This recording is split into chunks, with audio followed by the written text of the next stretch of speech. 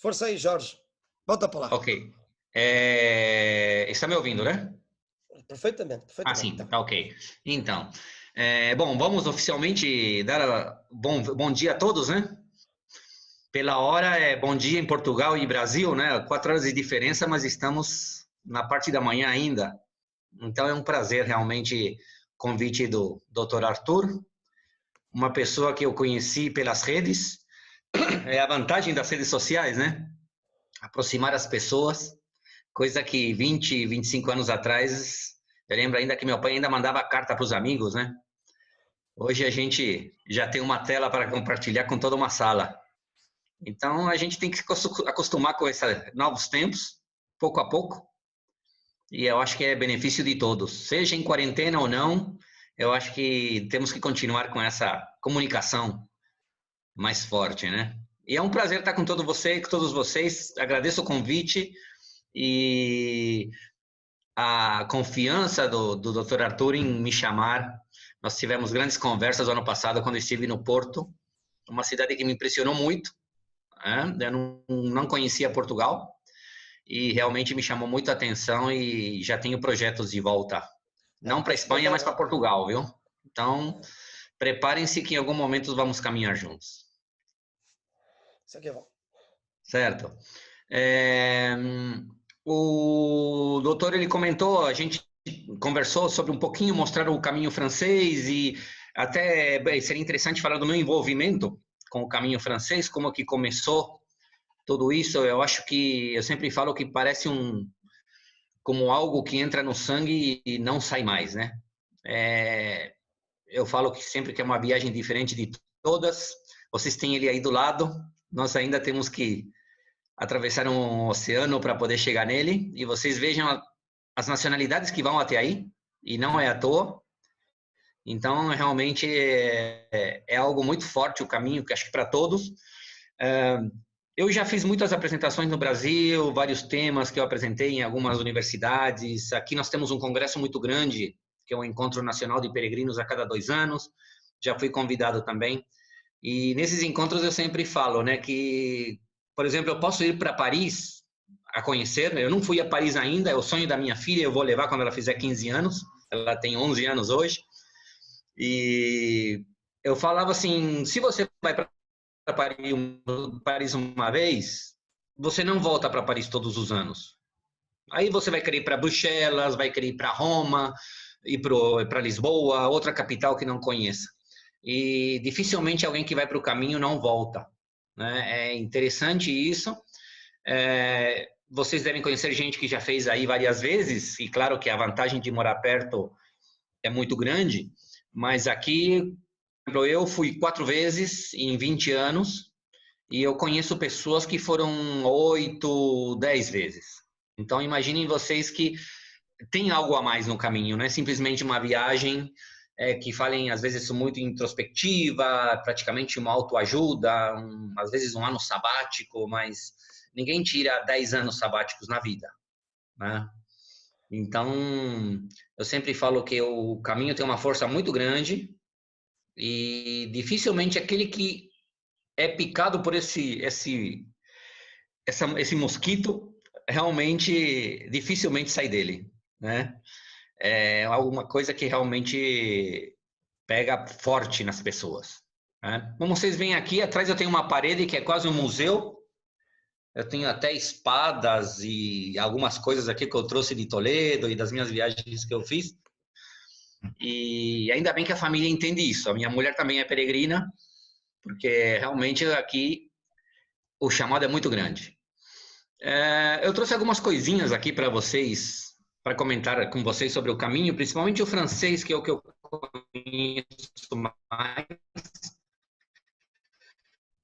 Na realidade, quando eu fui por o francês na primeira vez, no ano 2003, era como era isso possível, andar 840 quilômetros, que é o que falam desde Saint-Jean-Pied-de-Port, e realmente, assim, era o sonho nessa época. Eu fiz com aquela preocupação de, será que eu consigo ir no dia seguinte mais 20 quilômetros? Porque a gente pensa que nunca andou 800 quilômetros na vida de uma vez só. né? Dificilmente a gente anda já 25 quilômetros num dia, 18, 15 que seja. E aqui em São Paulo, que é uma cidade muito grande, para vocês terem uma ideia, até na padaria nós vamos de carro.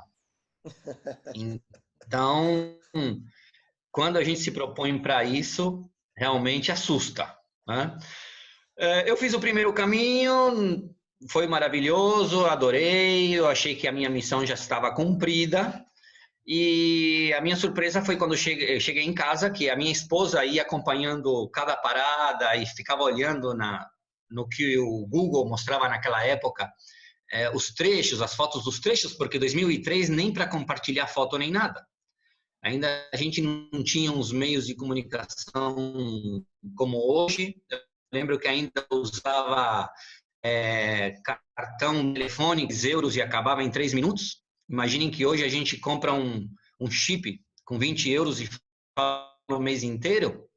Então, mudou muito, né? E quando eu cheguei no Brasil, a minha esposa falou, olha, eu gostei tanto que eu quero ir fazer o caminho. E eu já achava que tinha minha missão cumprida. E aí eu me vejo com uma viagem que a minha mulher quer fazer, a minha esposa. Então, vamos nos preparar para fazer o caminho pela segunda vez. Como no meu modo de ver, naquela época, bom, já que eu vou ver tudo de novo, a mesma coisa, para acompanhar ela, então vou estudar um pouquinho sobre o caminho, para poder, pelo menos enquanto ela curte o caminho, eu vou curtindo um monumento, um desenho de uma porta, de um capitel, uma roseta de uma igreja, alguma coisa. E talvez eu não percebesse que esse foi o grande impulso para o caminho, a minha esposa querer ir para lá. Porque eu comecei a estudar tanto o caminho, e eu posso dizer para vocês que eu não parei até hoje.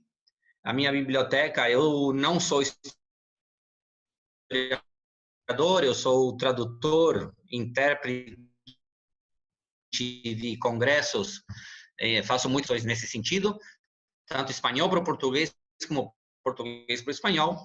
Mas são, fazendo as contas, 20 anos de Caminho de Santiago, porque, claro que eu conheci ele no ano 2000, e a partir disso eu tive meu primeiro contato até poder viajar em 2003.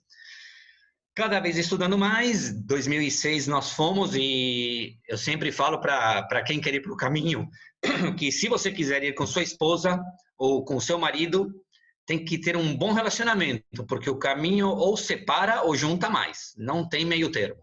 Né? É uma experiência incrível também fazer com a esposa ou a esposa fazer com o marido. Eu vi até casais se separando porque se já não vinha bem, ali aparece tudo. Vocês já devem ter percebido que o caminho é muito intenso nessa parte de sentimentos. Então, foi uma viagem maravilhosa. 2006, falei, bom, agora cumpri meu ciclo, eu vou tomar um rumo na minha vida. E sempre que eu tentava ir para frente fazendo outras coisas, Santiago me puxava, uma universidade me pedia uma palestra, porque você sabia que eu já tinha ido 2 vezes, e isso me fez continuar estudando. E eu diria para vocês que eu estudei mais o Caminho de Santiago que a minha profissão, que é de tradutor e intérprete. Eu acho que eu li mais livros de Santiago do que na universidade, e eu continuo lendo até hoje. Talvez agora tenha havido o chamado mais forte de Portugal, porque eu tenho uma grande ligação com os Cavaleiros Templários. Eu adoro essa parte dos Cavaleiros Templários, todo o trabalho que fizeram em Jerusalém, por exemplo, porque, queira ou não, o que é a Península Ibérica hoje, eu acho que deve muito ao caminho, deve muito aos Templários, porque eu acredito que uma Espanha 100% árabe ia ser muito difícil reconquistar. Eu sempre falo assim que o caminho tem lhe falta um reconhecimento pela Espanha, pelo que ele fez, pela sua história, né? Ele é o grande patrono e tudo, mas realmente eu acho que falta esse reconhecimento de nós não seríamos isso que somos hoje se não fosse o Caminho de Santiago e toda essa força, né? Em 2016 foi quando eu voltei. Vejam que eu fiquei 10 anos fora, mas todos esses 10 anos que eu fiquei fora do Caminho de Santiago, até por problemas econômicos no Brasil, porque o Brasil é um alto e baixo constante. Hoje está muito bem, amanhã está lá embaixo, sobe de novo. Então, isso aqui realmente diríamos que é pior que La Bruja, né? A subida que vocês têm aí. no caminho de português. É Na uma Bruxa, baita na subida. Bruxa. La Muito Bruxa, né? bem, muito bem. Aqui, assim, você sobe a bruxa, desce a bruxa, sobe outra bruxa de novo. A economia do Brasil vai nisso. Por isso, fiquei 10 anos fora do Brasil, do caminho, mas fora fisicamente. Porque nós temos uma associação aqui em São Paulo de peregrinos muito forte, para testemunhar realmente, para atender as pessoas. Fazemos palestras preparatórias e assim por diante, para preparar esses peregrinos, dar credenciais, mostrar tudo o que precisa, dinheiro, tipo de calçado, todas as informações básicas, além da parte histórica. Mas foram 10 anos dedicados dessa forma. Todo sábado eu vou lá, presto trabalhos voluntários, ajudo os peregrinos que estão indo. Em 2016 voltei porque tinha tanta informação para poder ver, eu ia anotando tudo quilo de simbologias, de locais templários que vocês vão ver daqui a pouco, algumas coisinhas. E 2016, para mim, foi muito enriquecedor, porque foi uma constatação de todos esses estudos, de livros espanhóis, assim por diante, que eu tive acesso. Mas o grande chamado, acho que foi em 2018, que eu estava no Encontro Nacional de Peregrinos aqui, fazendo uma palestra, e o pessoal me cobrava muito um livro. O doutor Arthur sabe, o pessoal estava me cobrando de escrever um livro, até pelo que eu já sei da história do Caminho de Santiago, e ali, nesse Encontro Nacional, eu resolvi fazer um livro sobre o Caminho de Santiago. Era para ser lançado esse mês, mas por causa da pandemia, a gente resolveu deixar para o segundo semestre, né? Não é hora da gente lançar nada ainda assim, nesse sentido. Temos praticamente. Mas quando eu comecei a escrever o livro, eu vi que faltava uma parte da história que eu não conhecia, que era o caminho aragonês. Porque quando a gente compara, e todas as vezes, 3 vezes que eu fiz o caminho de Santiago, eu comecei de Saint-Jean-Pied-de-Port, que é o caminho que vai por Navarra. Eu sabia da existência do aragonês, mas todos falavam, é um caminho que já não se vai mais. Quando vocês olharem os números da oficina do peregrino, que ela agora está um pouco desatualizada com essa confusão toda no mundo, mas mês a mês ela vai soltando um relatório de quantos alemães, quantos italianos e quantas pessoas durante o ano todo. A gente, nesse ponto, vê que o caminho cresce muito. Para vocês terem uma ideia, quando o primeiro caminho que eu fui tinha 170 mil pessoas indo para Santiago, hoje são 347, parece que foi que bateu o ano passado, né? Então, assim, quando eu estava escrevendo o livro, eu falei assim, mas como é que eu vou escrever um livro sem falar do caminho aragonês, que começou praticamente quase 400 anos antes do que o Navarro? Quando a gente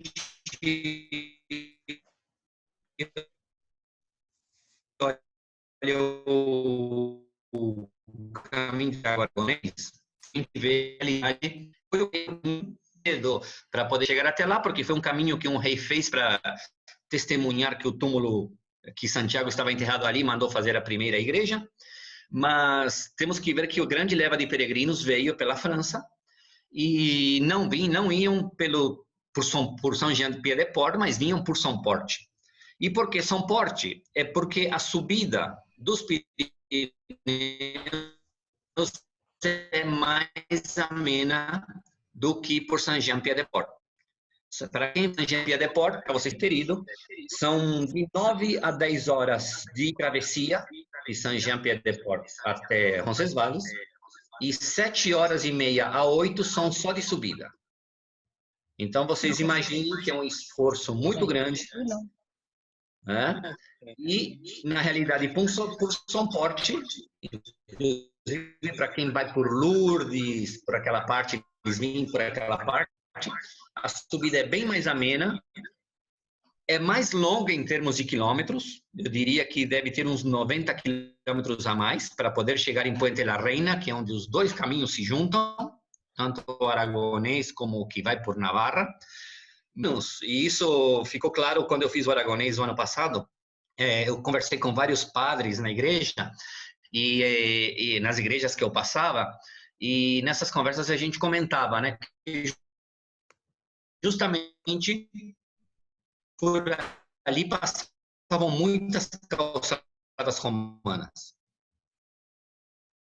E o peregrino, quando ele ia para Santiago, ele ia aproveitando os caminhos que tinha. E não abriam cidades entre localidades, e muitas delas eram calçadas romanas que tinham se mantido. Para quem faz o caminho francês, passa por 2 calçadas romanas, mas pelo caminho de Santiago, por Aragão, vocês vão passar por várias romanas. Eles usavam aquilo que era mais fácil, já estava pronto, e nós sabemos que os romanos foram muito bons em termos de urbanização e construção de estradas. Então, isso realmente ajudou muito. Aqui, primeiro, esse início do Caminho de Santiago, 2 coisas que chamam a atenção aqui. Muitas vezes as pessoas não conhecem. Claro que do aragonês, pouca gente conhece, porque o número de peregrinos que vai cada vez é mais baixo. Para vocês terem uma ideia, o ano passado foram 480 pessoas que saíram de São Porte, e de Saint-Jean-Pied-de-Port, aproximadamente 5.000. Então, são números muito diferentes, seja tão frequentado, então isso limita albergues, restaurantes, cafeterias, porque poucas pessoas vão abrir um negócio onde passam 400 pessoas por ano, né?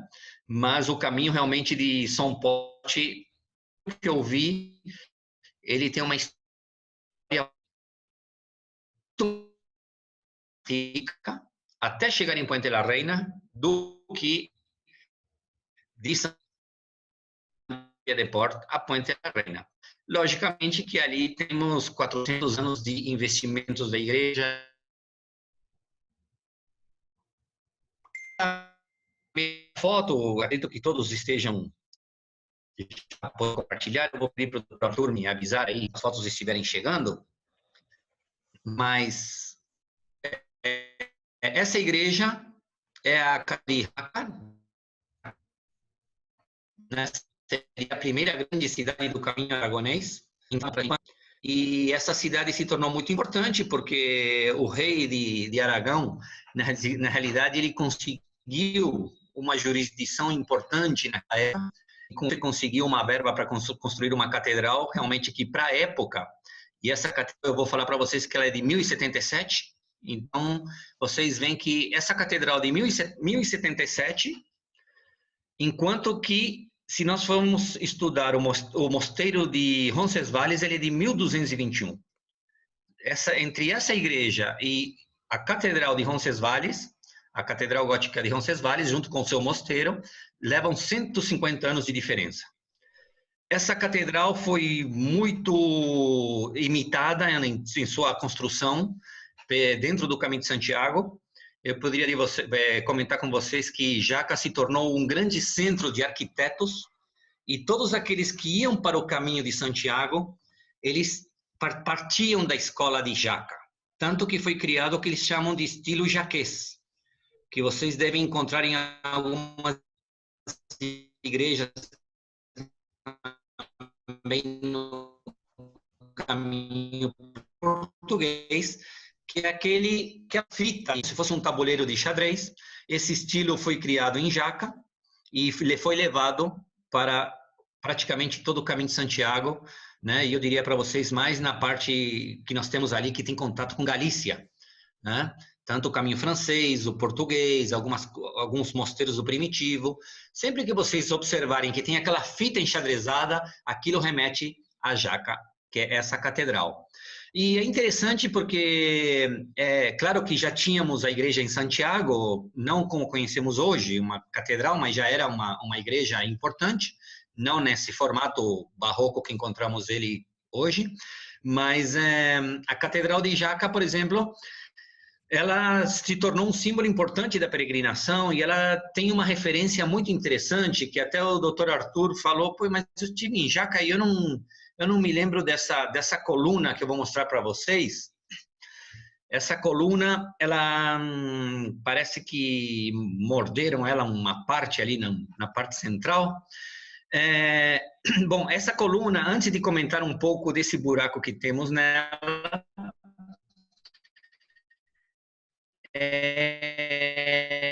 na sua base, você vê que elas têm como se fossem umas bolas na base da coluna. Isso que eu comentava com vocês são as grandes referências arquitetônicas que Jaca entregou para o Caminho de Santiago. Sempre que vocês observarem uma igreja que tem quadriculado xadrez e essas bolas na base das colunas, é porque os arquitetos deixavam a sua marca nessa igreja que você visita, como que, olha, eu me formei na escola jaquesa, né? Então, essas bolas ali parecem apenas decorativas, mas na realidade são uma marca dos arquitetos da cidade. Vocês vão encontrar isso em muitos lugares. A partir do momento que você sabe essa referência, você começa a encontrar essas bolas por vários lugares. E era assim, como que uma homenagem à escola onde ele tinha se formado, né? Era a sua marca. Essa coluna que vocês veem aí, que está um tanto desgastada, isso na realidade remete também a uma coisa que acontecia, um ritual que acontecia também na igreja de Santiago de Compostela, que era colocar a mão no Pórtico da Glória. Quando a gente chegava no Pórtico da Glória, hoje isso está proibido, vocês encontram umas fitas protegendo o Pórtico da Glória. Inclusive, ele hoje é para visitação e tem que pagar até ingresso, né? Porque ele faz parte do Museu da Catedral. Antigamente, não. Quando eu fui em 2003 e 2006 já não podia. 2006 já não podia. Mas em 2003, eu cheguei a colocar a mão, a gente chegava e colocava a mão na coluna, e eu me lembro que quando eu estava chegando em Santiago, eu falava assim, mas como é que eu vou saber onde eu vou colocar a mão na coluna quando eu chegar em Santiago, né? Era a minha grande dúvida. Quando eu cheguei na frente do Pórtico da Glória, a gente via aquela marca da mão assim, afundada uns quase 4 centímetros, por isso que se proibiu de colocar a mão. E esse ritual de colocar a mão como a jaca, pedindo toda uma proteção para poder chegar a Santiago. Então, vocês veem que essa coluna ela está desgastada pela passagem da mão dos peregrinos que passavam por essa cidade ao longo do tempo. Esse desgaste ele é natural. Ele foi feito pela acidez das mãos, né? Porque eles chegavam, esfregavam a mão pedindo uma bênção para Santiago para poder chegar até o final da viagem. Quando vocês tiverem possibilidade de visitar Jaca, a catedral ela funciona como igreja, mas a parte onde era o claustro e o mosteiro virou um museu catedralício, é um museu muito bonito. Tem muitas coisas ali, inclusive de San Juan de la Peña, que é onde ficou o Santo Graal por 200 anos. Mas essa coluna chama atenção. E é interessante porque poucas pessoas percebem esse detalhe, a importância dessa coluna e o porquê da história dessa coluna, mas a gente lendo, a gente vai descobrindo um pouquinho essas coisas, né? Inclusive, quando eu estava em Jaca, eu conheci a atual presidente a ex-presidente do Caminho Aragonês, e ela me perguntava como é que eu sabia isso, porque muitas pessoas vêm a Jaca e não sabem da coluna.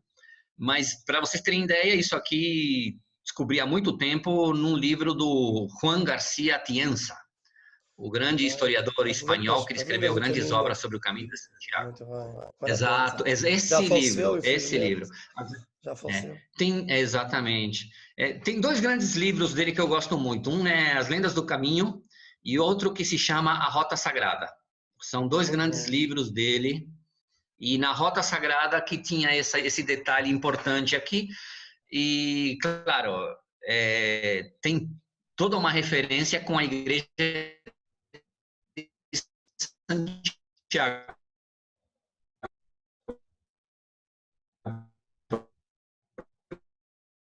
Porque vocês veem aqui, quando chega na primeira grande também essa parte histórica, né? Vocês veem que o caminho aragonês, hoje nós falamos em 480 pessoas ao ano, mas muitas pessoas fizeram o caminho aragonês em época medieval e Idade Média para que a coluna ficasse desse jeito. né? Porque é muito desgaste realmente, né? E quando a gente passa a mão nela, ela não tem uma porosidade, ela é lisa, ela é totalmente lisa. Ela adquiriu uma característica muito interessante também. Então, assim, quando vocês forem, façam ritual, né? Não custa nada, e está ali, podemos fazer. Esse aqui nós podemos fazer, em Santiago já não se pode mais, né? Na Ó Catedral de Jorge, Santiago eu por acaso, não eu se por pode acaso mais. lembro-me, Sim, eu lembro-me, eu lembro-me, por exemplo, que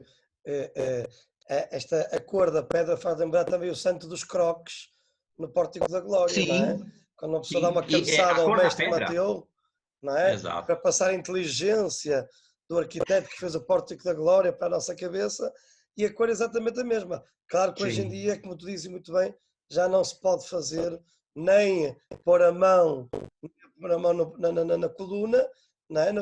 Junto ao mainel, nem as cabeçadas ao arquiteto. É uma pena, mas é importante para defender o exato. património. Não? Muito bem.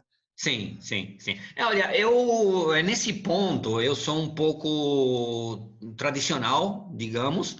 Eu acredito que eu entendo que o desgaste é muito grande.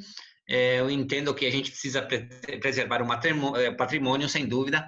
Mas eu sou um pouco, digamos assim, crítico em relação a essa proibição para peregrino.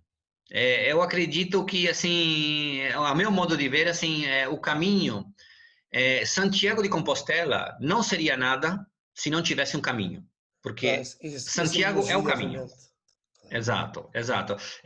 Uma vez um historiador na Espanha, ele falou para mim, se a gente tiver só a catedral, o caminho não é a mesma coisa. O caminho é você vir, passar por todo esse processo, esse desenvolvimento pessoal para chegar no destino que nós sabemos que é toda uma simbologia da vida, né? É um paralelo muito grande. Mas eu acredito assim que ele deve ser limitado, o acesso a colocar a mão, por exemplo, no Pórtico da Glória. Eu sou a favor de que se limite, mas eu acho que deveria ser limitado às pessoas com credencial. Se a pessoa fez o caminho de Santiago, ela tem que chegar na catedral e fazer essa passagem, digamos, Claro, pelos essa pontos transcendência, tradicionais. não é? Essa Ah, transcendência, não é? Não é? agora, Que milhares e claro, milhares fizeram. exato. Vejam vocês que em Santiago, hoje, a Catedral de Santiago ela é visitada, não digo hoje, mas assim, normalmente, numa vida normal, né? Nós estamos passando por um momento atípico, mas eu imagino que pelo menos 30, 40 ônibus de excursão por dia chegam a Santiago para conhecer a catedral. E eu acredito que não há necessidade dessas pessoas colocarem a mão num Pórtico da Glória, por exemplo. Não, não há uma representação, não há um porquê colocar a mão ali.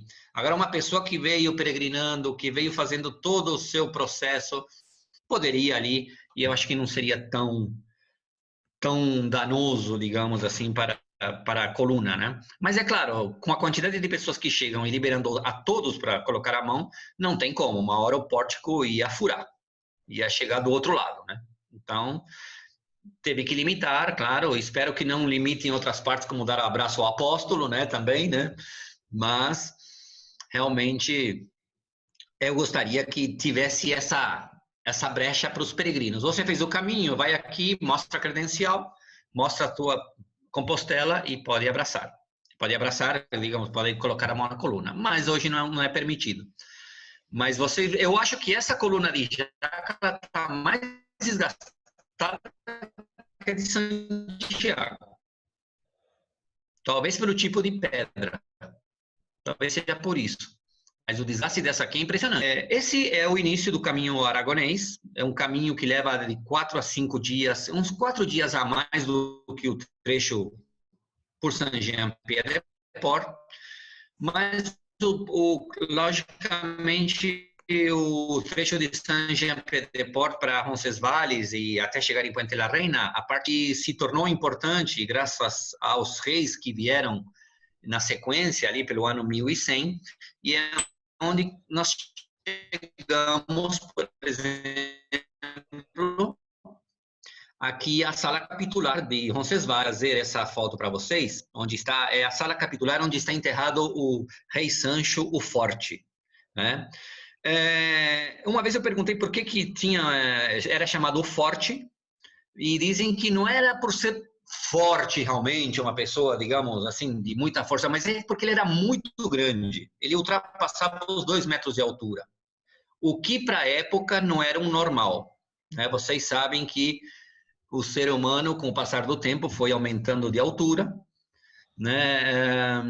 Isso me ficou muito claro, por exemplo, quando eu estive agora no último ano em Segovia. Eu visitei o Alcázar de Segovia e eu vi o tamanho das armaduras adultas, que as armaduras adultas pouco mais da altura da minha filha com 11 anos, né? E era uma armadura de uma pessoa adulta, né? Uma armadura, eu fiquei do lado de uma armadura, ela chegava aqui mais ou menos, e estava lá que era uma armadura de uma pessoa adulta, não eram pessoas altas. E uma pessoa de 2 metros de altura realmente chamava muito a atenção na época. Essa sala capitular é onde ele está enterrado. Na realidade, o rei Sancho, o antecessor dele, ele construiu um mosteiro, mas foi o rei Sancho o Forte que ampliou e fez realmente toda essa obra gigantesca que nós vemos em Roncesvalles. Eu estava olhando ontem um pouco sobre Roncesvalles, moram 21 pessoas hoje, mas não tem praticamente nada em Roncesvalles, a não ser o mosteiro e 2 hotéis, né? E o albergue, claro, e 2 hotéis com restaurantes. E essa sala é muito interessante, porque tem essa janela muito famosa, com os vitrais que representam a Batalha de Navas de Tolosa.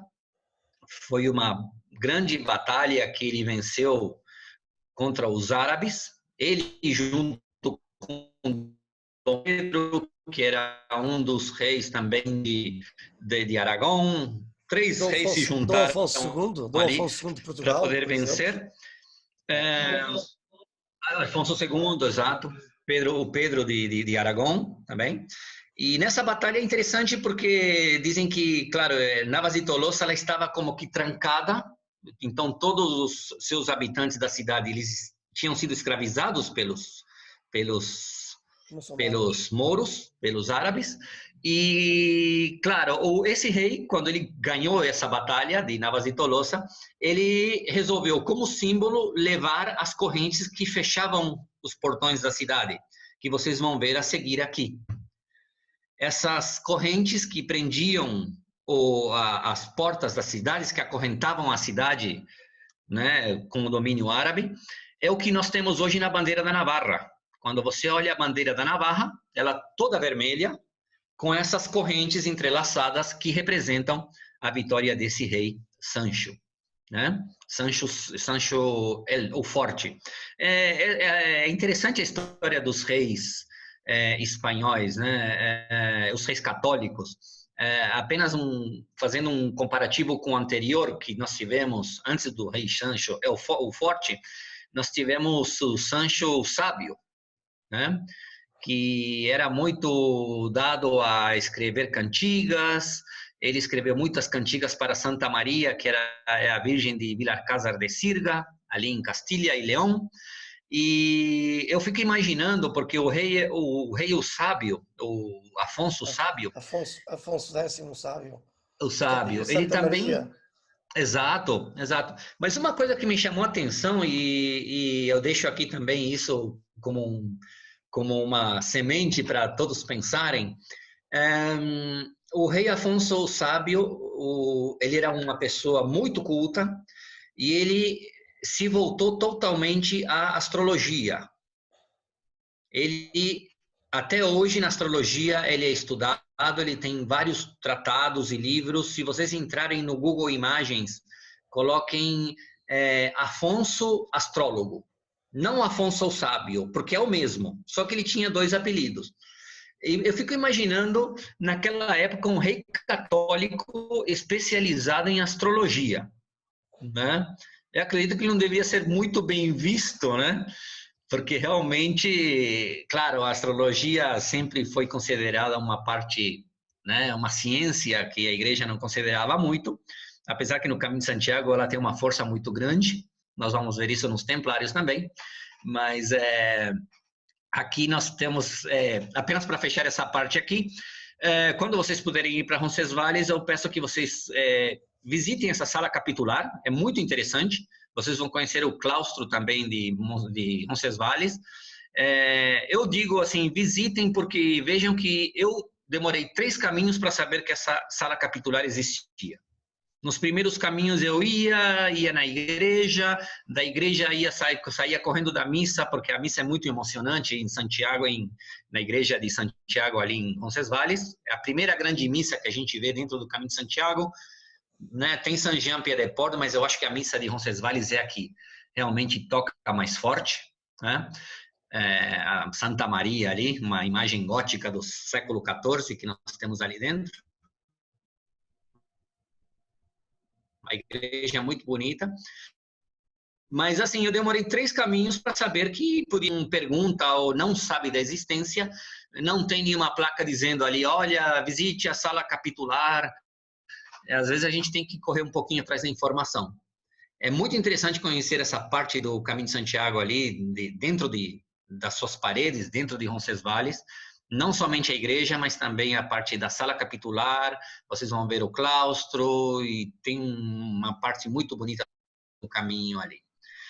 Como eu falava para vocês, nós temos essa parte dos templários no Caminho de Santiago.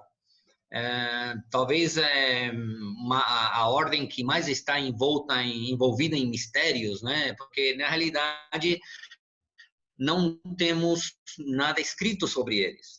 Era uma ordem, como diríamos, não diria secreta, mas discreta, né? Então, tudo aquilo que tinham como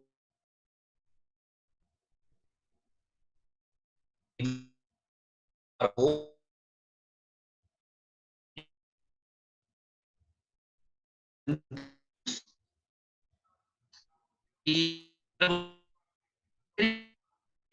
é o jogo da pata de oca, 64 casas, que é o jogo da oca, né? Esse jogo da oca é um jogo de tabuleiro. Na realidade, já os templários utilizavam esse jogo, e cada uma das casas desse tabuleiro indicava alguma coisa dentro do Caminho de Santiago.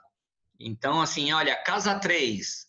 Então, parece um simples jogo, mas, na realidade, esse jogo de tabuleiro, ele era como se passava todas as informações para um novo templário sobre o Caminho de Santiago e onde ele tinha que ir, o que ele tinha que fazer em determinado lugar, para vocês verem. Quando vocês olharem o jogo da oca, vocês vão ver que tem várias referências de igreja, labirinto, água. Então, há várias referências interessantes. O jogo da oca merece um estudo à parte, né? Os Cavaleiros Templários, sem dúvida nenhuma, eu acho que o grande cuidador do Caminho de Santiago, né? Eles já faziam um papel em Jerusalém, mas eu acho que muito mais importante aqui o trabalho que eles realizaram dentro do caminho, porque eles tiveram até uma função econômica muito importante. O Caminho de Santiago... Foram os primeiros bancários do mundo. Exatamente. As cartas de crédito, eles praticamente, como eu sempre falo, que eles foram o primeiro caixa eletrônico do mundo, né? Quando não existia eletrônica ainda.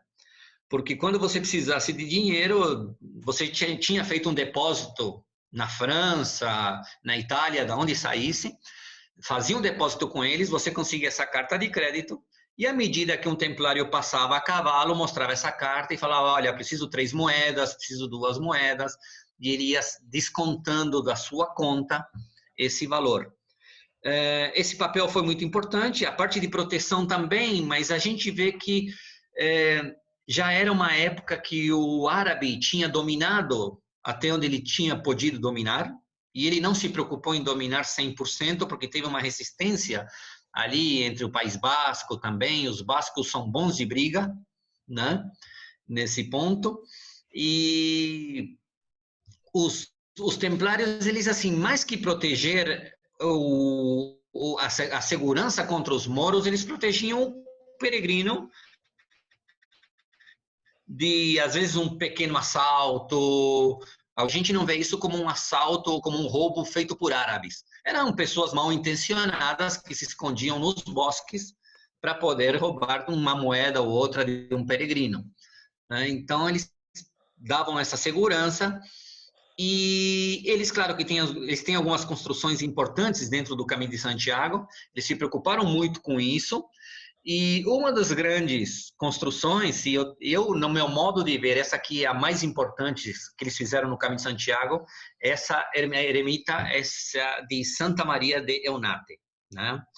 É uma igreja octogonal, e é interessante, falando de octogonal, porque quando a gente vê historiadores, eu li muito, como comentei, Atienza e esses historiadores espanhóis.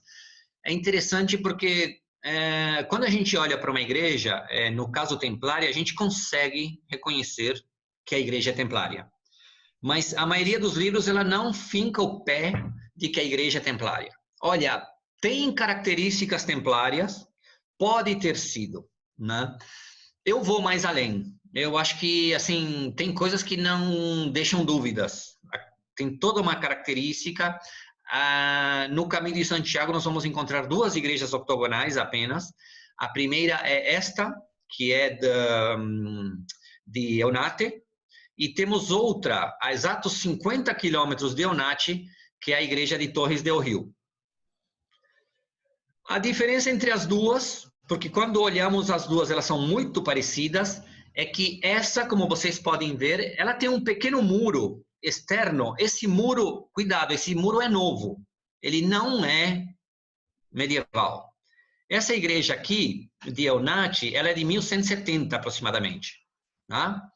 Mas vocês veem que ele tem um pequeno muro que ele foi feito para preservar a própria igreja, mas esse muro não existia. O que existia realmente é esse muro com arcos, que na realidade é o claustro dessa igreja. Tá? Isso nós não vamos encontrar em Torres del Rio, por exemplo. A outra também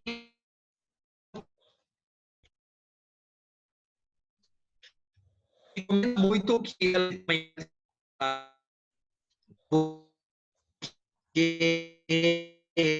encontrar os músculos em sua. É possível que tenha acontecido e funcionaria como para homenagear o cavaleiro, que é um deus da natureza, era como um bode com chifres que depois foi associado ao demônio. E vocês vejam que a partir da autorização desse elemento dentro de uma igreja, na igreja templária, por exemplo, foi o que levou os templários, um dos motivos que levou à sua condenação, né? Então, aqui vocês vão encontrar, além de toda uma simbologia muito forte, tanto dentro quanto fora, do lado de fora, o grande representante deles, que eles, não é que eles venerassem, mas eles tinham esse, digamos, esse respeito pela natureza, pelo Deus da natureza. Então, aqui nós encontramos uma coluna, onde temos como se fosse um templário, e uma vez eu vi um guia turístico ali, que ele falou para as pessoas que estavam com ele, olha, tá vendo esse cara barbudo aqui? Esse é um templário que era muito famoso, então por isso que colocaram ele aqui.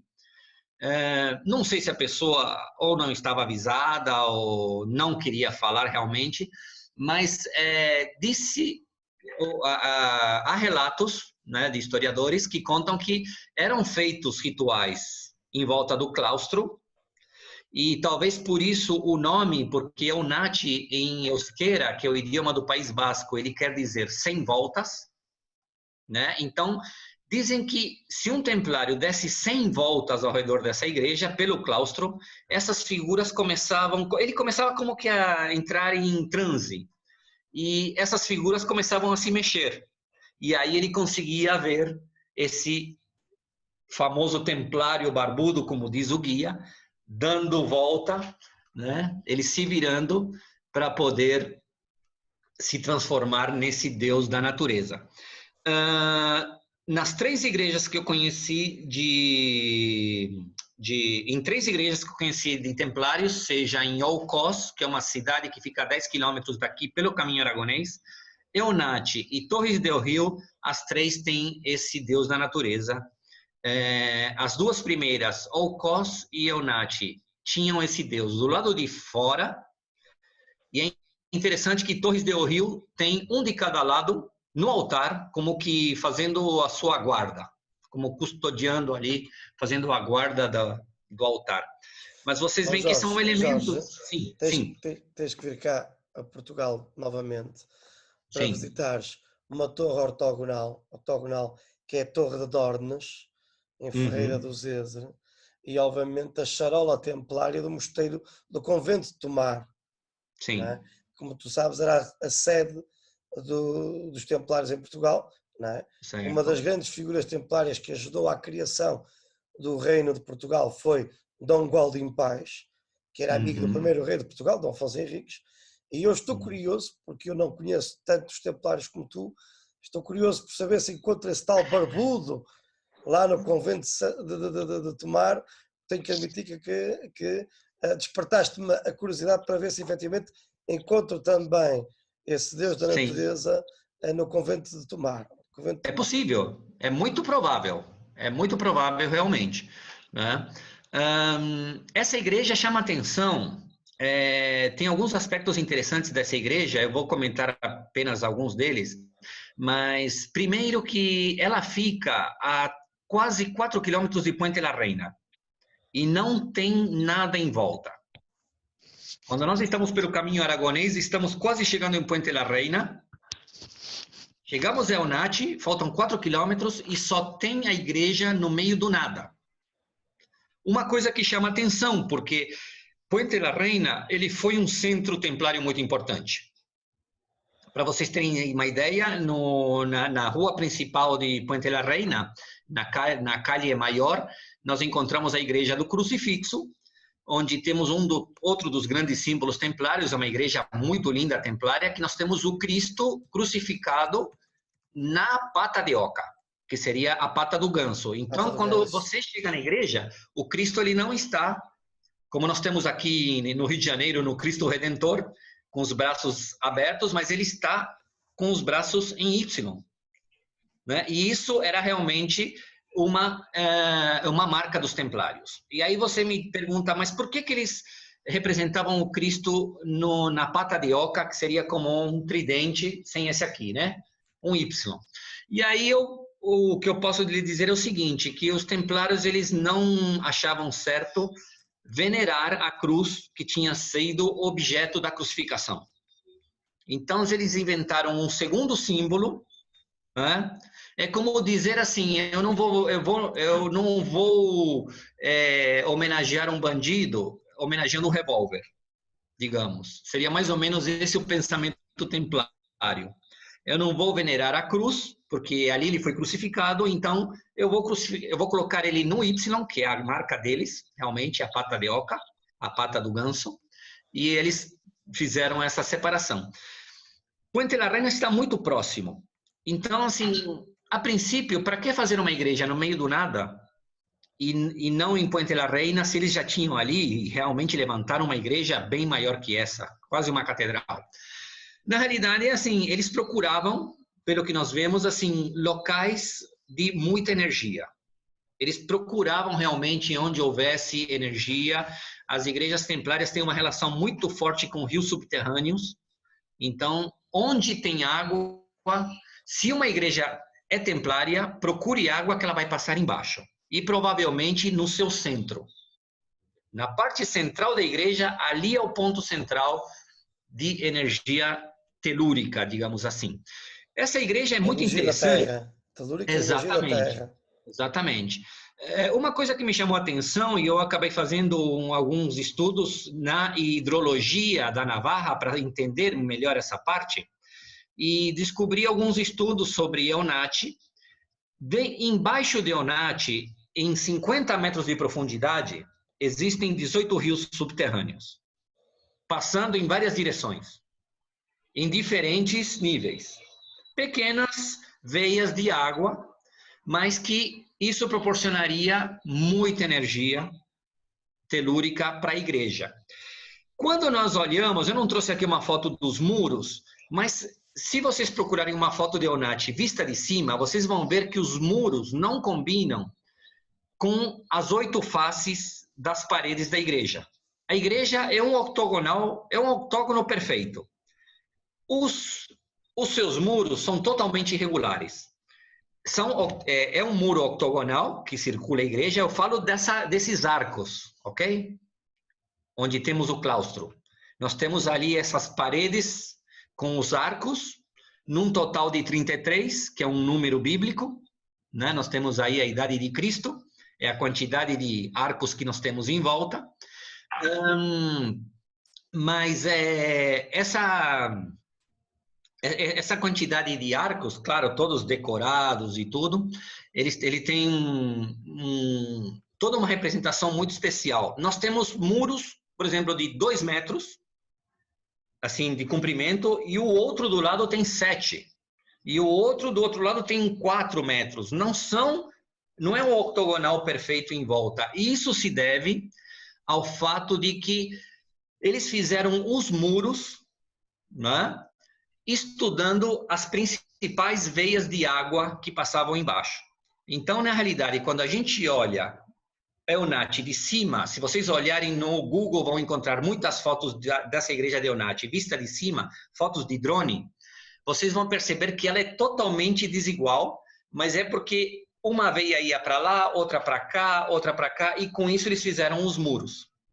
Ou seja, foi um estudo hidrológico justamente para poder chegar à construção desse claustro. E nós temos a próxima foto aqui, que esse daqui é o teto de Eunat visto de dentro da igreja. Ou seja, seriam as veias, né, as vigas, né, que sustentam toda essa abóbada da igreja.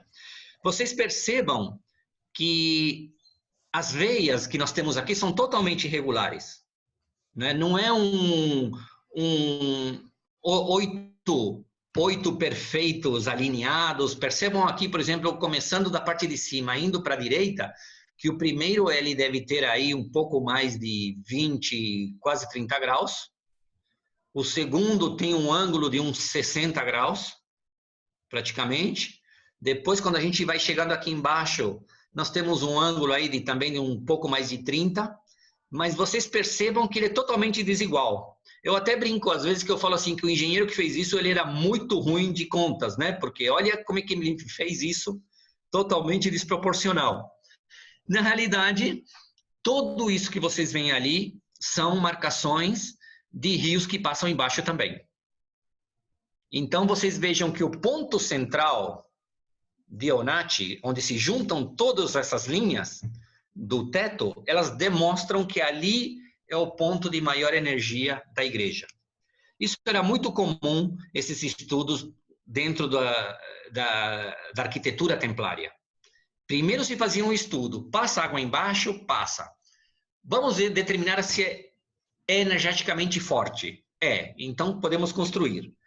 Eles viam o ponto mais forte desse local, nesse caso aqui, e ali era feito o centro da igreja. Isso não acontece só aqui, isso acontece também nas demais igrejas templárias. Tá? Outra coisa também interessante sobre as construções é que vocês vão perceber, por exemplo, que o altar ele sempre está no leste e a entrada da igreja está no oeste, para que ele possa pegar a maior concentração de energia solar possível. Isso eu li uma vez e o ano passado eu levei uma bússola. Eu comprei uma bússola e toda vez que entrava numa catedral eu ficava vendo, e realmente todas as igrejas do Caminho de Santiago que eu pude entrar, no Caminho Francês, eu fiz essa comparação e não havia nenhuma que não desce com o altar para o leste. Todas elas. Elas sempre estão direcionadas com o altar para o leste e vão para o oeste. Inclusive a Catedral de Santiago. Tá? Muito bem.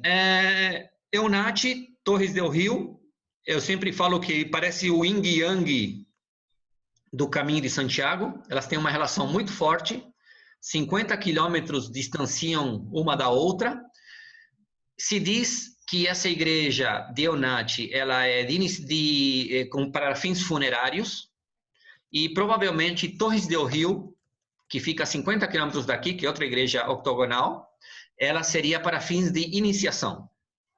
Sempre que um templário ia ser iniciado na ordem, nessa região, ele era iniciado em Torres del Rio. E você vê que ele tem alguma característica nesse sentido, realmente, como uma torre especial, com alguns compartimentos dentro, como salas especiais, que serviriam como salas de iniciação. Já Eunate já não tem salas de iniciação.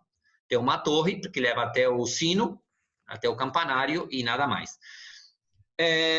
Para quem não conhece a igreja de Eunate, não esperem uma igreja muito grande, assim como Torres del Rio.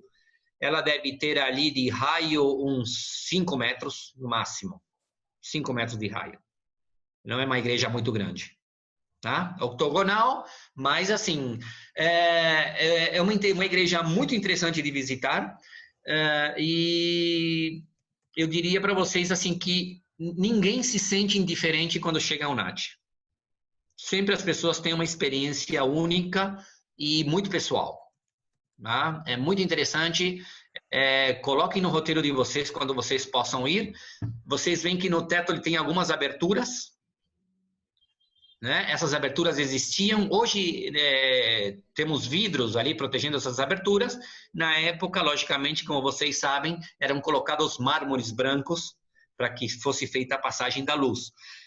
O objetivo disso aqui, dessas aberturas, não era unicamente a entrada da luz para iluminar internamente a igreja, mas ela também tinha alguns efeitos óticos em épocas de solstício e equinócio. Isso era uma coisa muito comum nas arquiteturas também do Caminho de Santiago, que ela fosse direcionada para algum efeito.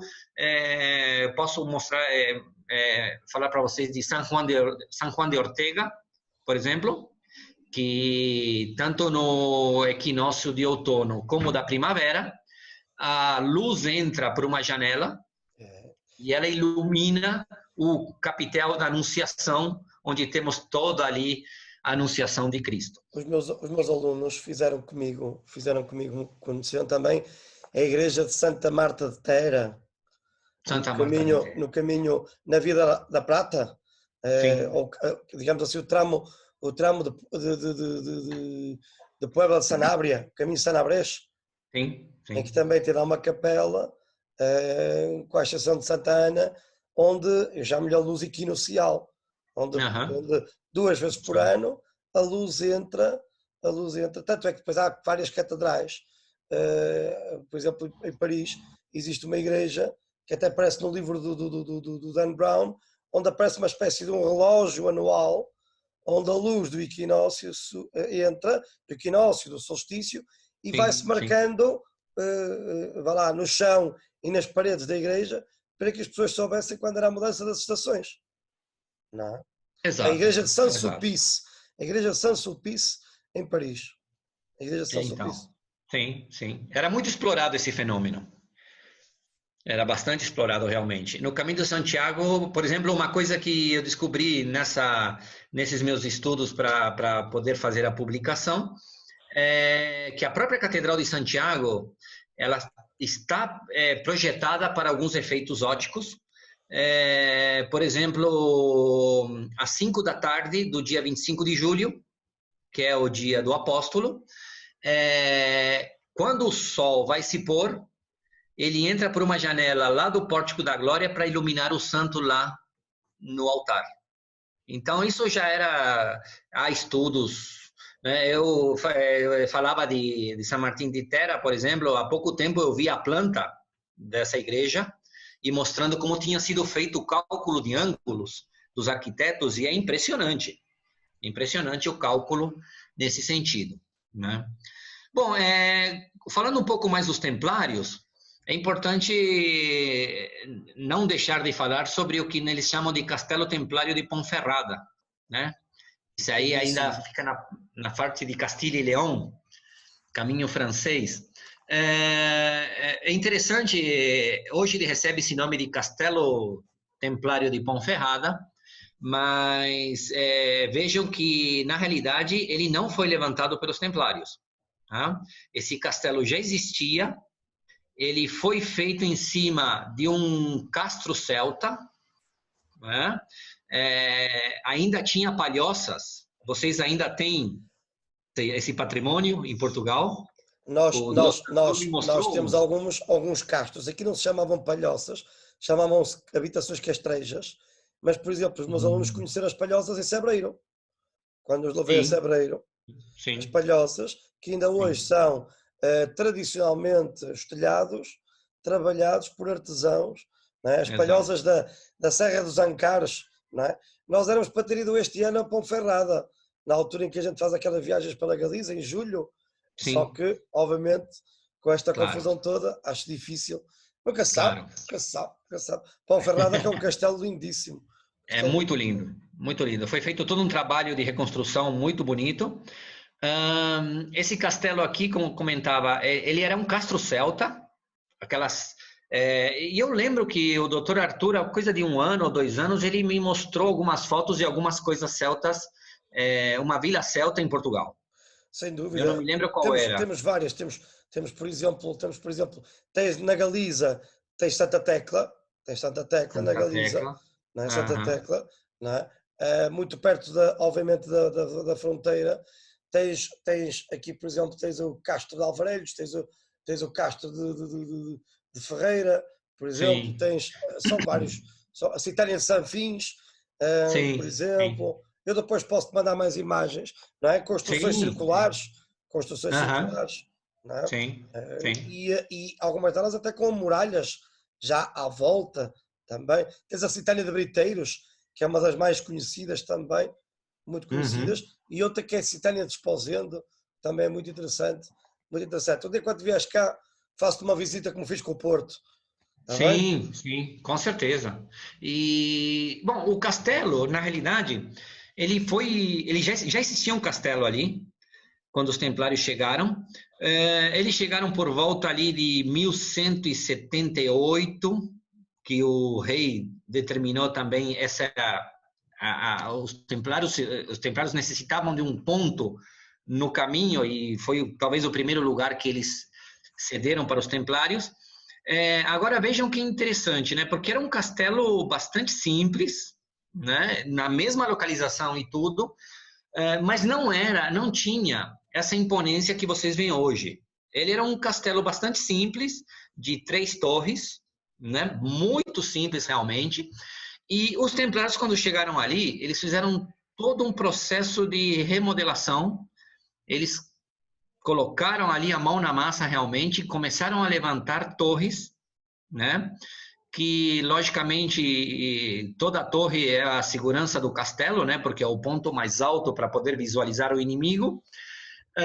Mas o interessante disso e me chamava a atenção, porque quando a gente vai num castelo e eu, como moro na América Latina, eu sou apaixonado por castelos porque dificilmente eu vejo um e não foram feitos castelos na América. Uma vez eu falei, por exemplo, eu comento isso porque uma vez eu falava para um italiano dentro do caminho sobre uma ponte romana, ele falou, ponte romana você tem que ver lá em Roma. Aqui essas pontezinhas não tem nada, claro, ele está acostumado a ver ponte todo dia, né? Mas para mim uma ponte romana de um arco já é um monumento, né? Porque nós não temos nada disso aqui. Castelos no Brasil, na América Latina, não existem. Então, assim, eu amo essa parte de castelos e eu achei interessante, assim, uma coisa que me chamou a atenção, e vocês sabem muito bem porque estão aí e não faltam castelos, a maioria dos castelos, eu conheço poucos castelos nesse sentido, quando são feitos, claro, torres nas pontas, nas entradas, na parte de trás, coisas assim, mas já obedece um estilo de arquitetura que as torres são iguais, né? Nós encontramos as torres ali, mas elas não têm o porquê ser diferentes umas das outras. E o castelo de Ponferrada ele tem uma particularidade. Primeiro que quando os templários pegaram esse castelo, ele tinha 3 torres, apenas. Eles botaram abaixo essas 3 torres e construíram 12. Né? Aí você me diz, nossa, mas eles estavam querendo realmente uma proteção total. O castelo ele é relativamente grande, né? Não é pequeno. Eles construíram 12 torres e o que chamava a atenção, isso eu descobri num livro de um espanhol chamado Alarcón, que o livro se chama O Caminho de Santiago Iniciático, né? Que ele conta mais ou menos uma história como que o caminho é uma transformação na sua vida. E ele vai mostrando essa transformação da pessoa dentro do caminho de Santiago. Nesse livro eu acabei descobrindo que essas 12 torres, o porquê dessas 12 torres todas serem diferentes umas das outras. Aqui, quando vocês olham essa torre aqui, essa entrada, essa aqui é a entrada do Castelo de Ponferrada, vocês veem que na parte de cima aparecem duas torrezinhas ali com dentadas na parte superior, né? Essas torres, as duas torres iguais na parte superior ali. Bom, essa torre de entrada, que é o portão de acesso ao castelo, elas são as torres de Gêmeos. É a torre de Gêmeos, tá? E Gêmeos, por isso que tem as duas torres iguais.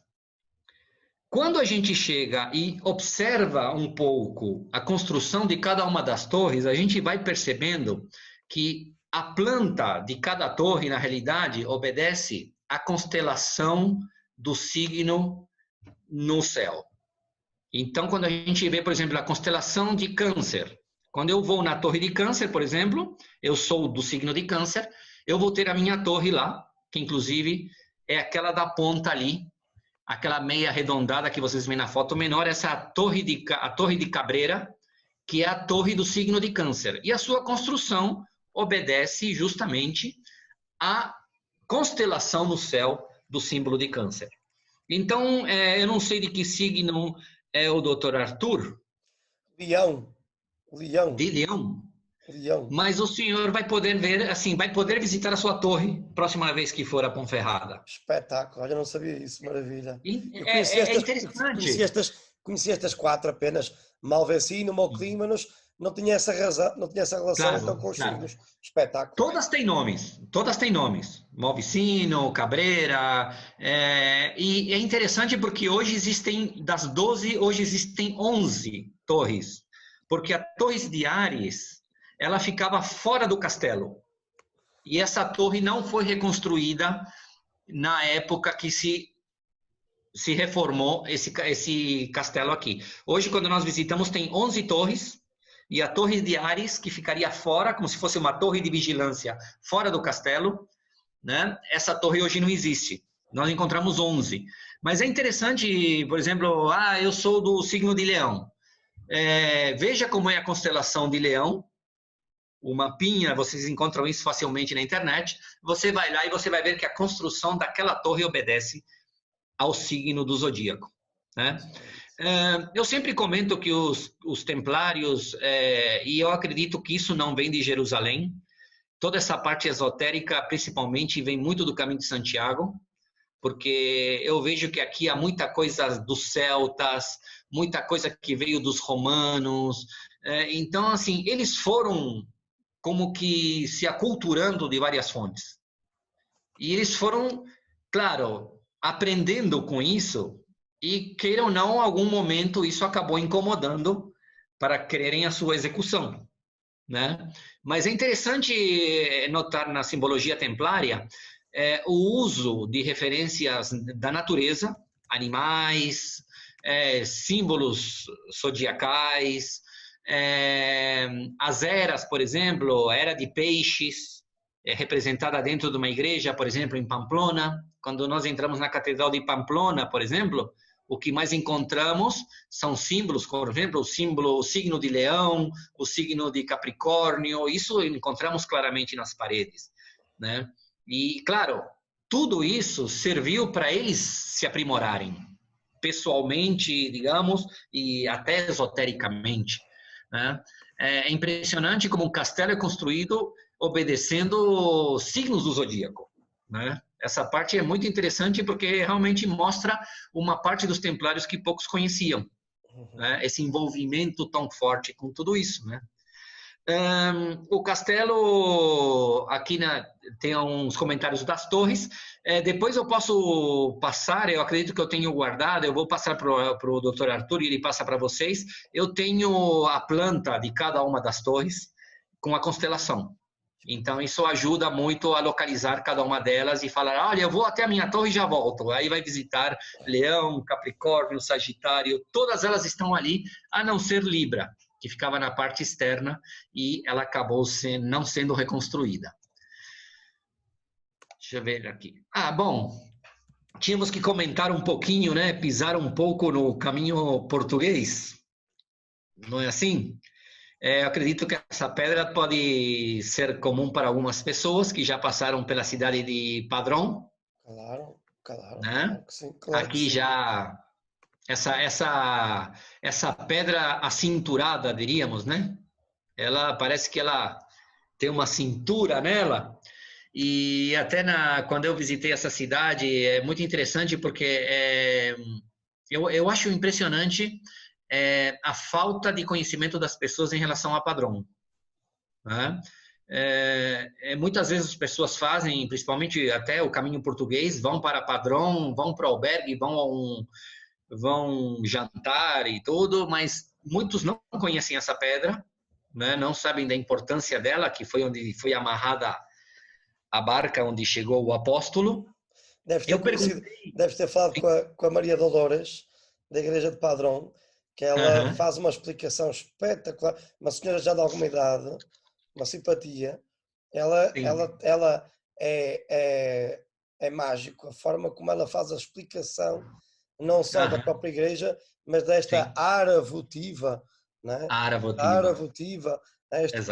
O padrão de Padrón, não esquecer que antes chamava-se Iria Flávia, não é? Exato. E deve o seu nome Padrón a esta mesma pedra, este mesmo Padrón, onde os discípulos de Santiago, Teodoro e Atanásio, terão então amarrado a barca, não é?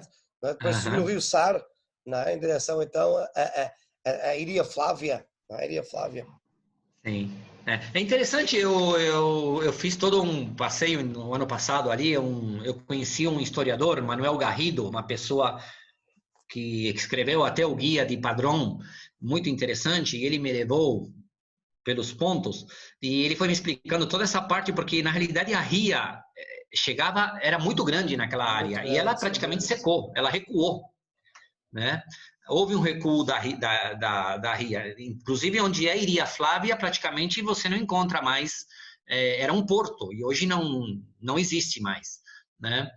A terra de Camilo José Cela, e ele é dali, né? Está enterrado ali, e também onde tem a casa de Rosalia de Castro. Rosalia de Castro, muito bem. Rosalia de Castro, na realidade, ela é de Santiago, mas ela faleceu e morava em Iria Flávia, em Padrón. Então foste ao café do Pepe. Seguramente. E veja que eu perguntei, na realidade, bom, aqui vocês veem que tem todas umas letras, que é uma dedicatória a Netuno, né?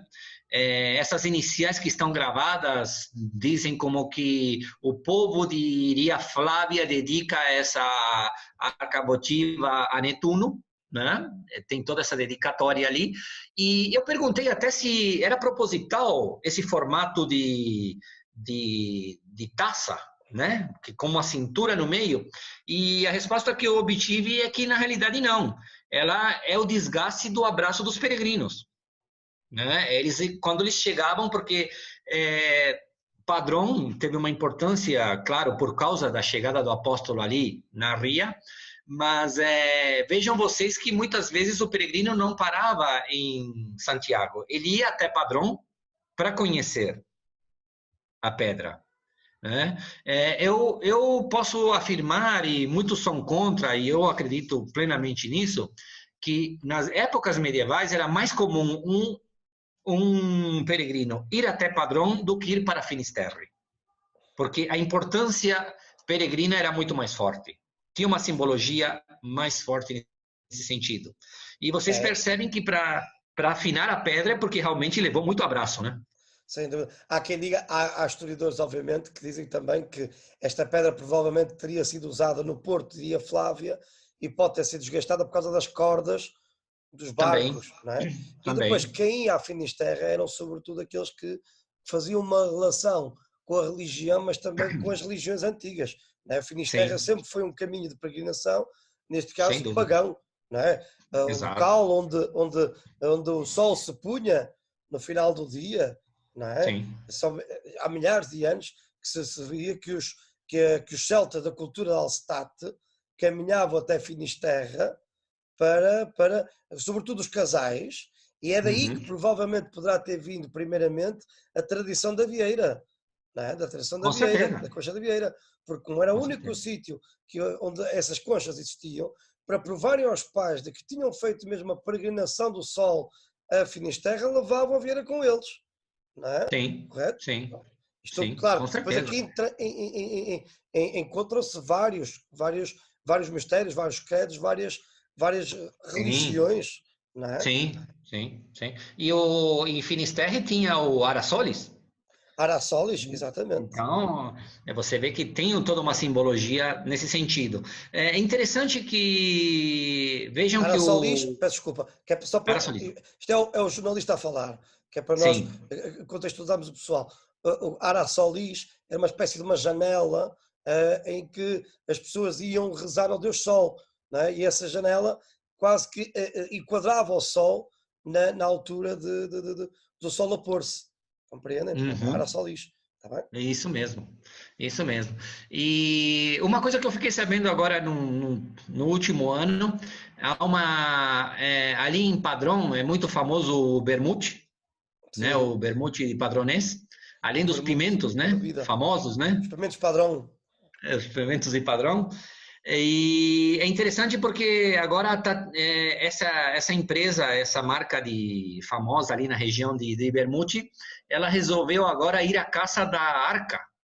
E eles estão procurando pelo rio com aparelhos ultramodernos, porque eles dizem que vão encontrar a arca agora, né? Eles querem provar que a arca foi jogada no rio, que é o que se conta, né? Que a arca estava ali na beira do rio, aqui trouxe Santiago, e parece que, pelo que me contaram, cada um que passava queria levar um pedaço para casa. Né? Como acontece com deteriorização de patrimônio. Né? E o responsável ali, talvez seja o Diego Gelmires, que era o grande bispo da época, né? Compostela, não é? Exato, e foi quem levou, diria Flávia, para Santiago toda a arquidiocese compostelana, né? E talvez ele que tinha mandado jogar a arca no rio, porque dizem que ela foi colocada no rio para que as pessoas deixassem de tirar pedaços dela. E agora tem todo um projeto, né? Seria em busca da arca perdida realmente, né? Como nós temos o filme do Indiana Jones. Indiana Jones. Eles vão querer achar essa arca aí. Mas é um monumento muito importante que representa muito a história de Santiago. Eu acredito que no caminho português seja a última etapa, né? Praticamente. Exatamente. Tens atrás Caldas de Reis, Padrón, e depois, ou seja, vens do Porto, né? Vens do Porto em direção a Ponte de Lima, ou em direção a Barcelos, ou por Braga, né? Porque há dois tramos, ou podes ir de Braga, que é o mais antigo, e o de Barcelos. Depois, quando se construiu o ponte de Barcelos, diminuiu-se em 18 km, e então começaram a ir por Barcelos, em direção a Valença, que é a fronteira, e depois vai para o Rinho, vai para o Rinho, vai a Redondela, né? Vai a Caldas de Reis, finalmente a Padrón, né? Santiaguinha do Monte, toda aquela zona ali, e depois em direção a Milhadoiro, e é muito importante Milhadoiro porque é lá no local que pela primeira vez se vêem as torres de Compostela, exatamente como no Monte do Gozo. Exato. Quem faz por Milhadoiro, quem faz o caminho português, chega ali a Milhadoiro, né? E vê a vista pela primeira vez as torres de Compostela, já só faltam 3, 4 km até chegar ao centro de Santiago. Sim. E, bom, aqui tem, inclusive, depois vocês vão receber, mas temos aqui toda a história do que representam essas iniciais aqui, que é esse tributo a Netuno, né? E, bom, como toda viagem tem um fim para poder começar a próxima, né? Ou pelo menos o Caminho de Santiago tem essa simbologia. Temos aqui hoje essa foto da catedral. Essa foto eu tirei, vocês veem que embaixo tem o caminhão da TV Galícia, porque foi tirada foi tirada no dia 24 de julho, pouco antes de começar a encher a praça para as comemorações da festa do apóstolo. Essa catedral, como eu comentava, foi aumentando aos poucos até chegar nesse aspecto monumental que nós vemos hoje, né? E ela tem esse comentário que, como eu falava para vocês, ela é direcionada com altar para o leste também, formato de cruz latina, a representação do botafumeiro, que muita gente tem essa controvérsia, não, mas era para tirar o mau cheiro da igreja, alguma coisa assim. Eu acredito que não é tão comum uma igreja com botafumeiro nessas dimensões, pelo menos a gente não vê isso no Caminho Francês, e talvez essa história tenha um pouco de verdade sobre tirar o mau cheiro dos peregrinos. Vejam vocês que o próprio aeroporto de Santiago, que hoje recebe o nome de Rosalía de Castro, mudou o nome do aeroporto, mas o aeroporto ele fica em Lavacolla. E Lavacolla, realmente, a palavra é justamente essa simbologia de lavar por última vez antes de encontrar com o apóstolo. É como a gente faz, às vezes, antes de encontrar com um amigo, tomamos um banho antes de sair de casa. O apóstolo ali, ele tinha um último banho, né, no rio de Lavacolla, por isso o nome, e para ele chegar em melhores condições. E vejam vocês que a igreja, naquela época, e falamos isso de ano 1000, 1100, o peregrino ele dormia dentro. E há relatos, há anotações de que chegaram a dormir 3.000 pessoas dentro da igreja. Então, imaginemos 3.000 peregrinos. E haviam pessoas que morriam dentro da igreja. Sim. Então, o cheiro, a carne putrefacta também se fazia Exato. sentir. Não é? Exato, exato. E tem todo um sentido lógico, né? O botafumeiro, que hoje é uma representação maravilhosa, né? Eu já fiquei, nas 4 vezes que eu fui para Santiago, como eu sempre vou no mês de julho, praticamente todo dia tem botafumeiro, porque não sei se vocês sabem, mas vamos supor que você chega numa terça-feira e não tem dia de botafumeiro, não é o dia oficial de acender o botafumeiro, em épocas de pouco movimento. Há, mediante um pagamento, né, há uma taxa que as pessoas podem pagar para que ele seja feito na missa. Claro que quando a gente vai no verão, é muito fácil que todo dia se acenda o botafumeiro, porque chega um ônibus com 50 pessoas, cada um com 6, 7 euros que cada um der, ele já vai, um ônibus paga o botafumeiro. Então, muitas vezes, as próprias agências de turismo acabam pagando para que seja aceso o botafumeiro, porque realmente, assim, ir para Santiago e não ver o botafumeiro, uma viagem turística, talvez que ele prometeu com botafumeiro, não estaria completa. Então, quando eu vou no verão, sempre tem. Agora, tem pessoas, por exemplo, brasileiros que vão em abril, maio, que já foram 2, 3 vezes nessa mesma época e nunca viu o botafumeiro funcionando. É uma emoção muito grande, né? O Arthur já deve ter tido a possibilidade de ver o botafumeiro. E levar os meus alunos também lá a ver o botafumeiro. Foi um momento muito especial, não é? A igreja enche-se praticamente 1 hora antes. Não é? Depois, o que é engraçado, eu gostei, a última vez que eu fiz com os nossos alunos a ver o botafumeiro, entramos com muita antecedência, pessoal sentado nas colunas e tudo isso, e antes de começar o botafumeiro, o padre, neste caso era mesmo o bispo na altura, ele a dizer: meus amigos, nada de filmar, nada de pegar nas câmaras, pá, se vocês quiserem, está no YouTube, pá, não precisam estar agora a filmar. Porquê? Porque ele dizia que obviamente era um rito litúrgico, um ritual litúrgico, estar a pegar num telemóvel e naquelas selfie sticks e tapar obviamente a visão às pessoas que estavam atrás. Ele fartou-se de dizer, obviamente, tudo isso, mas o problema é que quando foi o botafumeiro a funcionar, toda a gente pegou no telemóvel, estava toda a gente ali a filmar, foi uma série impressionante. As coisas é natural, mas é efetivamente mágico ver os tiraboleiros os 8 Sim, tiraboleiros a puxar aquilo e a andar sim, aquilo a 86 km/h, que é a é, média, a velocidade é, máxima que aquilo sim, atinge, não é? Se sim. formos a pensar que toda a estrutura do botafumeiro, obviamente o incensário de prata pesa cerca de 3 toneladas, não é? Aham, Correto? Tudo isso é algo extraordinário. Agora, tu é, passar da nossa cabeça entre a porta da azebacharia e a porta das pratarias é algo exato. espetacular. É brutal, Sim, é brutal, é brutal. sim, Desculpa lá sim. o meu desabafo. Não, claro. E eu sempre recomendo para as pessoas que vão para Santiago, assim, claro que quando a gente vai numa igreja, a gente quer ficar de frente para o altar, né? Mas eu recomendo, eu sempre, quando você for assistir uma missa do peregrino, que assista na lateral, Ok.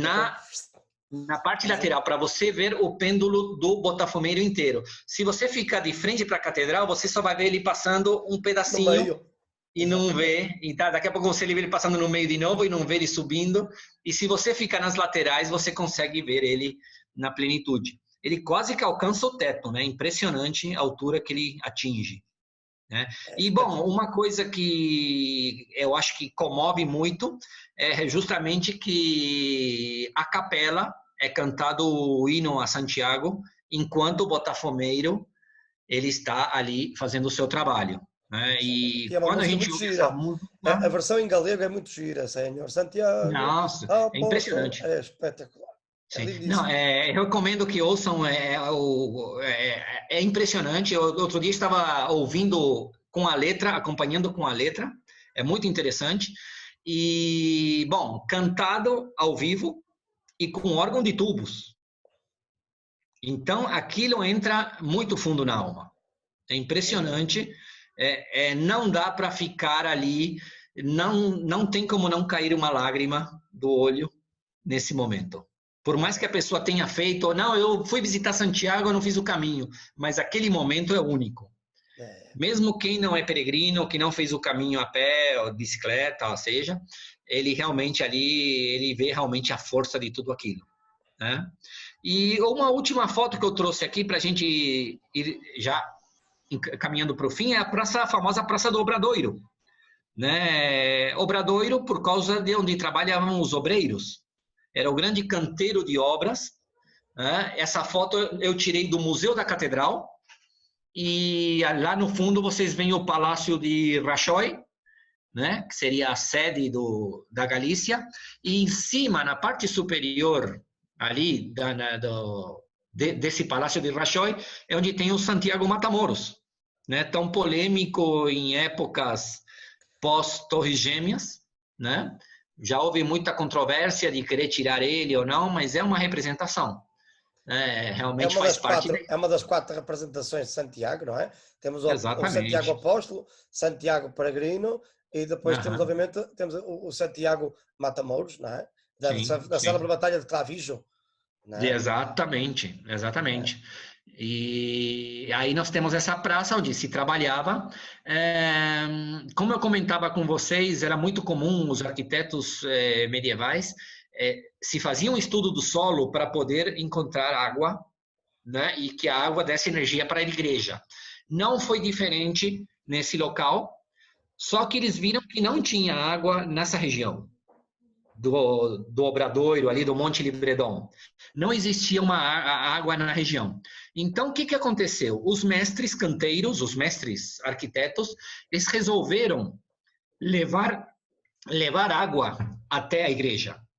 Então, a Praça do Obradoiro, por baixo, diz que existem 14 veias em formato de concha e o rio foi água de rio canalizada que foi levada até ali, né, para poder gerar energia para a igreja. Temos na Praça do Obradoiro são 14 veias que passam por baixo, que foram feitas, né? Não é diferente de Onati, que era natural, mas eles precisavam energizar a igreja, dar esse poder para a igreja, e todos esses 14 pontos, eles se encontram embaixo de onde Santiago está enterrado, e dali ele sai numa veia única. Vocês veem que toda a concentração de água está indo para o altar. Certo? E Em 1955, o bispo da época, ele viu que para quem já conheceu a igreja de Santiago, sabe que em volta temos os confessionários em vários idiomas. Muito bem. Você encontra, bom, aqui é alemão, aqui é espanhol, aqui é português, italiano, temos confessionários em todos os idiomas. E onde estão os confessionários que estão encostados nas paredes laterais da igreja de Santiago, havia muita umidade. E vocês percebem que igrejas medievais, quando a gente entra numa igreja, o que mais percebemos é o cheiro de umidade muito forte. Por quê? Porque justamente tem água passando por baixo. É proposital essa umidade. O bispo ele achou que tinha muita umidade na igreja e ele resolveu cortar várias veias desse caminho que passavam pelo obradoiro. Eles descobriram essas veias e, na realidade, ele cortou 11 das 14. Então, uma coisa que está comprovada é que a energia que tinha uma igreja com 14 veias é diferente de outra que tem 3 veias. Quando vocês passam pelo altar de Santiago de Compostela, vocês vão ver que é uma igreja de peregrinação.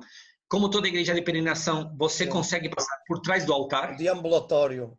Exato. E esse deambulatório, se vocês perceberem em toda a volta, existem pedras embaixo, indicando onde que está localizada cada uma dessas veias. É como se fosse uma marcação em volta, mostrando. E todas elas acabam terminando justamente onde o santo está enterrado. Né? Então, vocês veem aí que o trabalho de construção não é simplesmente olha que bonita paisagem, o lugar é aqui, tá, é aqui. Tem água? Não tem, temos que trazer. Isso foi feito no Obradoiro também. Um pouco conectando com aquilo que nós falamos lá atrás sobre os estudos templários, sobre as igrejas também. Claro. Né? Eu aqui, por acaso, Jorge, Sim. fui eu que pus estes títulos aqui, não foi o Jorge, apenas porque, lá, como eu digo sempre, o meu defeito profissional de ser jornalista e depois professor é buscar sempre que as pessoas, que às vezes quando nós falamos, uma ou outra palavra se podem perder, então se colocarmos um título ajuda que a pessoa, obviamente, frua, e depois há sempre gente que às vezes até gosta de ir à internet e buscar e tudo isso. Os meus alunos, quem já foi comigo, eu chamo-lhe a Praça dos Quatro Poderes, obviamente que isto é uma expressão muito mais recente, obviamente, porque aqui encontra-se o poder religioso plasmado na Catedral de Santiago, o poder político com o Palácio de Rajoy, o poder universitário com o Palácio da Universidade, o chamado Palácio de Fonseca, não é? Que é o Palácio da Universidade, e obviamente o Hospital dos Reis Católicos, que agora é o poder económico por causa do turismo. Não é? Por causa do turismo. Obviamente que esta expressão Praça dos Quatro Poderes é uma coisa muito recente. A Praça do Obrador chamava-se quando a construção da fachada barroca do Casas Novoa, foi aí que se chamou então Praça do Obradoiro, Praças às Obras, não é, Jorge? Sim, exatamente. E uma coisa que talvez muitos não saibam, que as 10 primeiras pessoas, até às 9 da manhã, que chegarem no Hotel Reis Católicos, elas vão poder tomar café da manhã, como era a tradição no Caminho de Santiago na época dos peregrinos, porque era um hospital de peregrinos.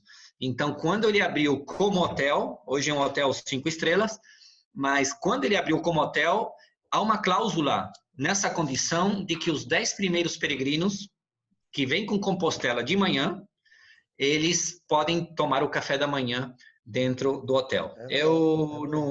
Em 2016, no meu terceiro caminho, eu consegui entrar entre os 10 e realmente, assim, eu nunca tinha entrado no Reis Católicos e é impressionante, porque para você chegar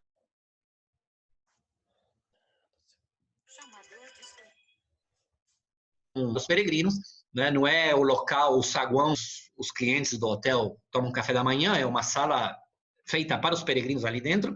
A gente é obrigado a passar pelo claustro e eu não imaginava assim o tamanho que era um mosteiro, né? Um hospital mosteiro, né? E tem um claustro maravilhoso por dentro também. É uma obra sem dúvida fabulosa. Eu quando fiz o caminho de Santiago, o primeiro que eu fiz foi foi o caminho primitivo em 1995. 1995. Depois em 96 fiz o caminho francês e em 97 fiz o caminho português. Não, em 98, porque em 96 eu não fiz o caminho todo francês porque torci o pé em Burgos. Ou seja, tive que desistir e Sim. no ano seguinte tive que continuar. E então, quando fiz o caminho primitivo, foi a única vez que eu tive a oportunidade de tomar um café nos Reis Católicos, na altura. Aham. Pensava que até já tivesse terminado essa tradição. E numa altura em que os peregrinos eram muito menos do que são agora. Né? Exato. Agora, se calhar, devem fazer fila para ser os primeiros 10. Sim, sim. Provavelmente, não é? Olha, realmente, para conseguir entrar entre os 10, eu dormi em Monte do Gozo. Sim. Porque aí acordei muito cedo, Monte do Gozo, estamos a 5, 6 quilômetros de Santiago.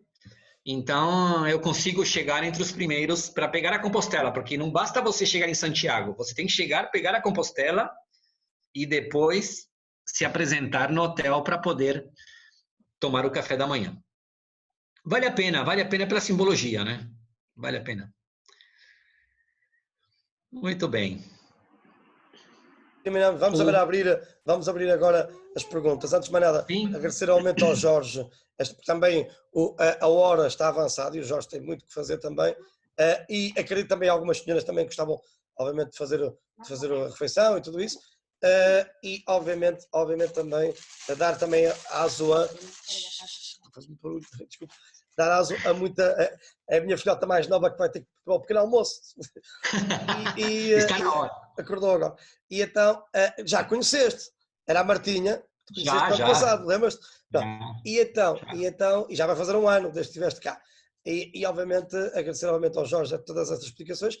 Eu queria só agradecer ao Jorge, gostei muito das suas explicações, penso que é uma pessoa com vastos conhecimentos. E muito amor. E dizer ao professor Artur que poderíamos fazer um troço deste caminho aragonês que deve ser muito interessante. Fazer um pequeno troço.